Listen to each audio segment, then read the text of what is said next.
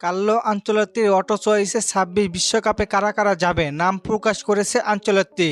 ২০২৬ বিশ্বকাপের প্রস্তুতি শুরু হয়ে গিয়েছে ব্রাজিলের। কার্লো আনচেলত্তির রয়েছে অভিজ্ঞতা, ধারাবাহিকতা আর তরুণ প্রতিভার মিশনে গড়ে উঠেছে নতুন এক সেলেসাও ব্রাজিল ফুটবল দল। চলেন দেখে আসি কার্লো আনচেলত্তির অটো চয়েস প্লেয়ারগুলো। নাম্বার 1-এ থাকবে রিয়াল মাদ্রিদের উইঙ্গার ভিনিসিয়াস জুনিয়র। লেফট উইঙ্গে তার গতি, ড্রিবলিং আর ডিফেন্সে তছনছ করা ভিনিসিয়াস যে কোনো ডিফেন্ডারদের দুঃস্বপ্ন। ২০২৬ বিশ্বকাপে ব্রাজিলের অ্যাটাকিং এর মূল ভরসার নাম হবেন ভিনিসিয়াস জুনিয়র। কার্লো আনচেলত্তি জানেন ভিনিকে কিভাবে ব্যবহার করতে হয়।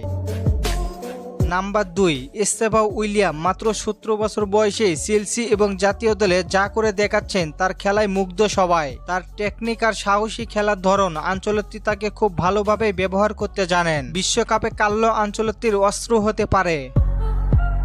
Number 3, Casemiro.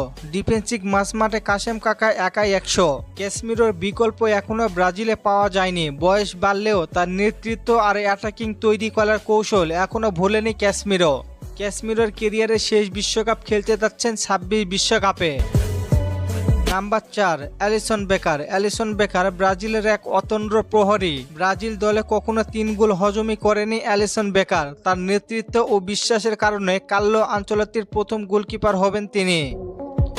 রক্ষণের অভিজ্ঞ সৈনিক মার্কোনহোস। তার পজিশন সেন্স, পাসিং আর ম্যাচ বিল্ডিং তাকে করে তুলেছে এক নিখুঁত সেন্টার ব্যাক। বড় টুর্নামেন্টে মার্কোনহোসের মতো প্লেয়ারদের দরকার জাতীয় দলে। ব্রুনো গুইমারেস নিউক্যাসল ক্লাবে যেভাবে নিজের আধিপত্য ধরে রেখেছেন তাতে ধরেই নিতে পারে ব্রাজিলের মিডফিল্ডে তার কাঁধেই থাকবে। বল রিকভারি থেকে শুরু করে ক্রিয়েটিভ পাস সব দিক দিয়েই তিনি পারফেক্ট। এই ৬ জন তারকা ব্রাজিল জাতীয় দলের হয়ে বিশ্বকাপ খেলতে যাবেন মোটামুটি শিওর। আর চলেন আপনাদের কমেন্টগুলো দেখে আসি।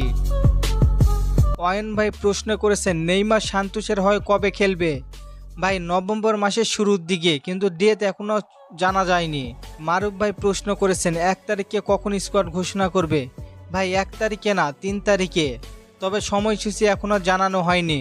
সুমন ভাই একটি সুন্দর ছন্দ লিখেছেন, নেইমার তো শুধু গোল দেখান না, আমাদের হাসিয়েছে কাঁদিয়েছে, আজ তাকে ছাড়াই মাঠ কল্পনাও করা কষ্টের। সুমন ভাই অনেক সুন্দর ছিল ভাই ছন্দটা। রকি ভাই প্রশ্ন করেছেন ব্রাজিলের পরবর্তী ম্যাচ কবে? ভাই ভিডিও দেওয়া আছে, একটু কষ্ট করে দেখে নিন। ধন্যবাদ সবাইকে প্রশ্ন করার জন্য। আর ফুটবলকে নিয়ে নতুন কোনো প্রশ্ন থাকলে করতে পারেন, পরবর্তী ভিডিওতে রিপ্লাই করব।